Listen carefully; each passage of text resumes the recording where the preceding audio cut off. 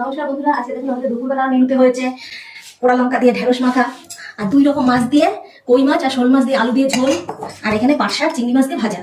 তা আজকে আমি খেতে দিচ্ছি বর্মশাইকে। প্রথমে আমি শাক ভাজা দেবো। শাক ভাজা এইভাবে যদি আপনারা ঢেঁড়স খান না, খুব ভালো লাগে। আপনাকে দিয়ে আমার মতো আমি নিচ্ছি। পাট শাক ভাজাটা ভালো হয়েছে? হ্যাঁ, দারুণ হয়েছে। আর সুগার রোগীর পক্ষে ঢেঁড়স তো খুবই ভালো, সেটাও দারুণ হয়েছে। কি গো, কই মাছ দেবো না শোল মাছ দেবো? যেটা খুশি সেইটাই দাও। আচ্ছা ঠিক আছে, দুটোই দিচ্ছি। তুমি দুটোই খেয়ে দেখো কেমন হয়েছে বলো। বাহ, দারুণ হয়েছে তো, খুব সুন্দর হয়েছে, স্বাদও অপূর্ব হয়েছে। খেয়ে দেখো কেমন হয়েছে।